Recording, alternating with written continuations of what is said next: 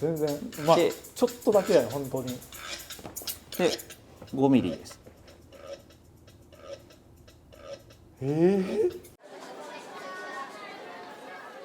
今回はですね、前回こちらの動画でご紹介させてもらったフリクトル3を持ってきてくださったリックス株式会社さんがまた来てくださってるんでお呼びしたいと思います。リックス株式会社の川波さんです。こんにちは。よろしくお願いします。お願いします。今回何を持ってきてくださったんですかね。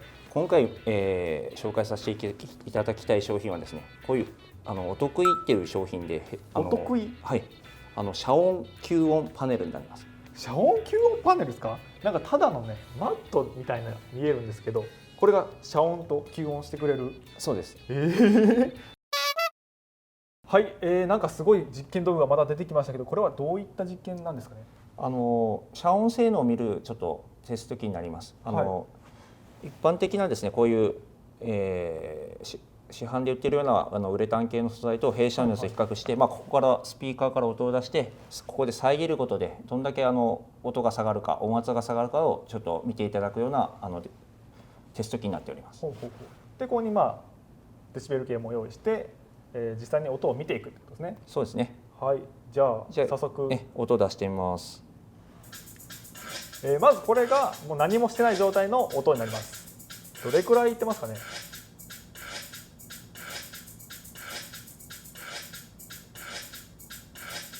大体70ぐらいですね。70デシベルぐらい。75の間です。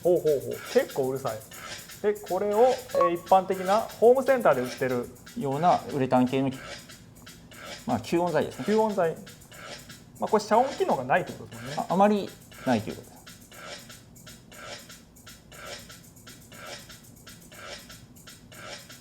60から70の間を行ったり来たりですね。あんまり変わってないですね。体感、横がね抜けてるっていうのもあるんですけど、こっちから聞く分にもそんなに効果感じられないですね。そうですね。はい。意外。多少はやっぱありますね。もちろん、多分3デシベルぐらいは通常は下がってるはず。3デシベルぐらい。2、3デシベルですね。でこれがお得意5ですね。厚みが5ミリのやつです。5ミリのやつ。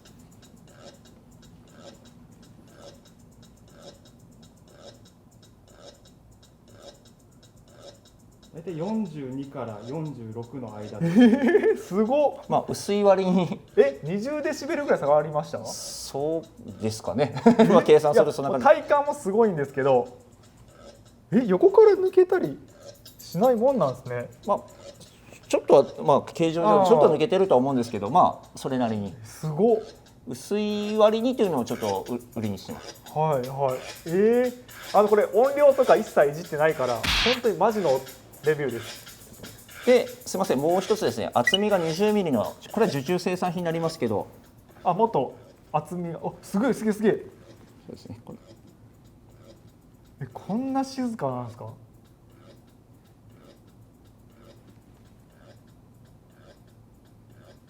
43から45ぐらい。43から45。すごっ。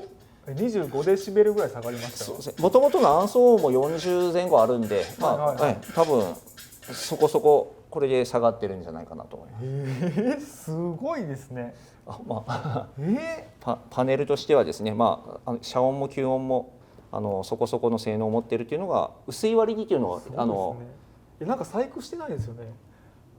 細工はしてない。すごい、マジですごい。ちょっと僕そっち側で聞いてもいいですか。どうぞ。どんな感じで音が鳴るのかっていうのも。じゃあ一通りじゃあ音鳴らしますね。はい。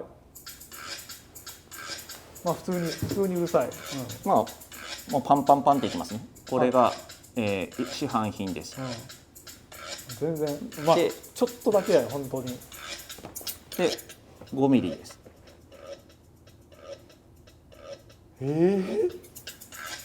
すごっ。すみません。20ミリですね。これすごいわ。はい、というわけで一通り実験してもらったんですけど、やばいですね、お得意。ありがとうございます。こんな効果あるとはちょっと正直思ってなかったんですけど、すごい薄いのに。でちょうどね僕音に悩んでたんですよ。結構ねうるさい機械があって、それに使えるんじゃないかとってちょっと見てもらいたいんですけどいいですか？あ、わかりました。お役に立てるかどうかわかりませんが、ちょっとねマジでうるさいんですけど、はい。いやこれなんですけど、この間買ったティグ溶接機、ちなみにねここのタイヤねキシキシ言ってたんですけど、この間のフリクトルかけたらキシキシ言わなくなりました。ありがとうございます。いやこれがねでっかいファンが中に入っててめっちゃうるさいんですよ。ちょっと音聞いてもらえます？いきますね。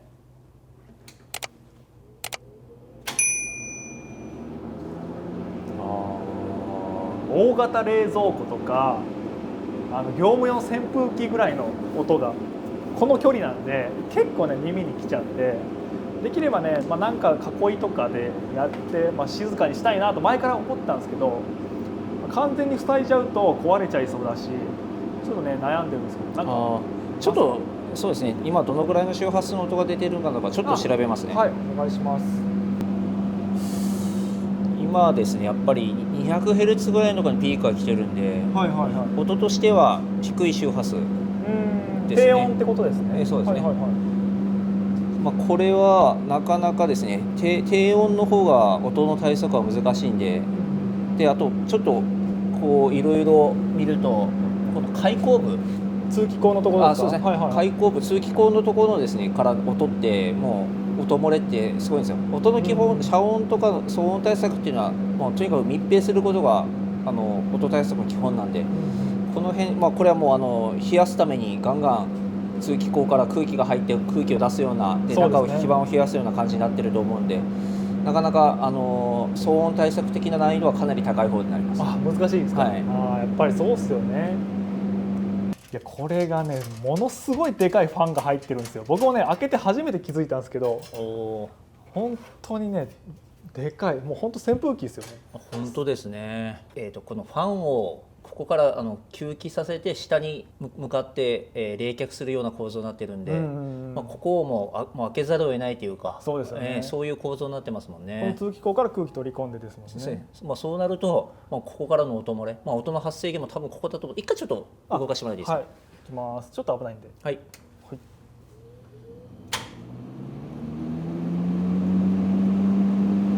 こんな感じですかね。やっぱ音的にはやっぱ低いですね。さっき見た 200Hz ぐらいの音。風切り音とかではない感じですよね。モーターの音とかファンの音とかだと思います。ちょっとそうですね。風切り音もあっても、風切り音はひょっとしたらでも消えるな。ヒートシンクのとこに行ってるところのヒートシンクでこうグッと風が流速が上がるじゃないですか、はい、その音もちょっとあるかもしれない。当たってる音というか、こんなんいけます？いやいや相当難易度は高いんですけど、音漏れしてる一番のところは絶対ここは間違いないんで、この空いてるところから上ですね。でもこう塞げないですよね。塞げないですね。通気口なんで。開口部があるときはですね、遮音より吸音性能が高いやつの方が効果があるケースが多いんで、もう穴を塞げないから音も吸音しちゃおうとして外に出る音をちょっと減らしてやろうみたいな。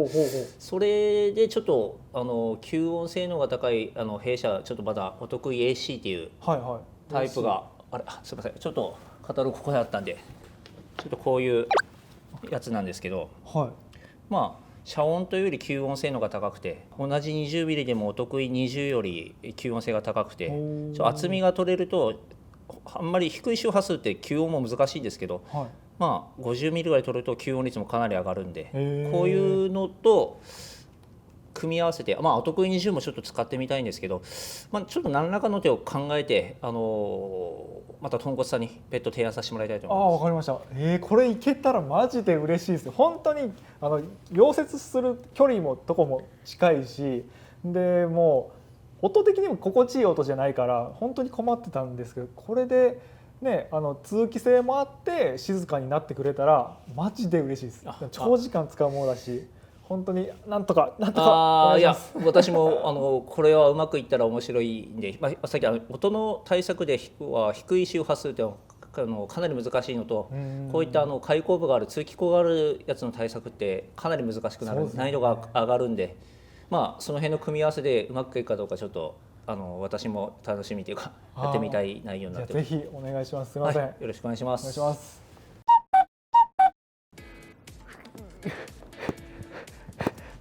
はい、よいしょ。でかすぎる。はい、リックスさんからですね、お得意を使った溶接機の、囲いが届きました。ちょっとでかすぎる。こんなねでかいとは思わなかった。ちょっと早速開けてみましょう。いやめっちゃ楽しみ。おお、でかっ。ちゃんとでかいですね。このサイズ感の段ボールをあんまり見たことがないのに、それにギチギチに詰まってるんで、これ相当大きいですね。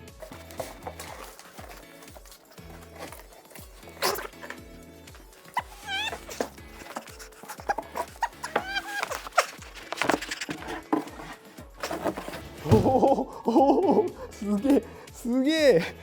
なんとも例えづらい、変わった素材をしていますね。で、通気の穴が、それぞれ開いてて、排熱をねして吸気と排熱と、できるようになってると。すごいなこれ。あでこれがプラ板か。プラ板が挟んであって、一番外側に、お得意5だったかな、一番薄いやつが使われてると。すごいなこれ。今の状態の溶接機本来の音を測定しなかったと思うんで、それを測定してからレイアウトを変更して、こちらをねかぶせて動作テストをしていきたいと思います。今部屋は40デシベルぐらいですね。この状態で溶接機のスイッチを入れます。よいしょ。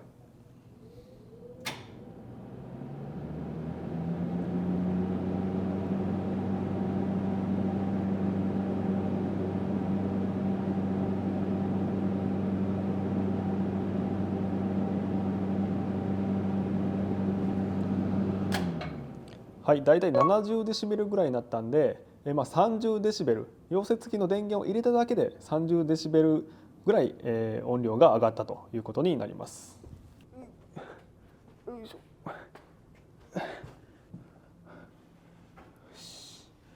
おお。はい、スペシャル遮音吸音システム、こんな感じでちゃんと収まりました。でここにですねマジックテープがあるんですけど、ここを開けてもらうと、はい、こんな感じで操作パネルにアクセスすることができます。やっぱり溶接機って、少しずつねパラメータ調節しながら溶接していくものなんで、ここはね僕の方からこんな感じに開口部分をつけてほしいというふうに提案させていただきました。では肝心の、温度じゃない音量測定していきます。電源入れてスイッチオン。はい、これねオープンの状態でも多少のね消音効果あると思います。そうですね、だいたい5デシベルぐらい下がった感じしますね。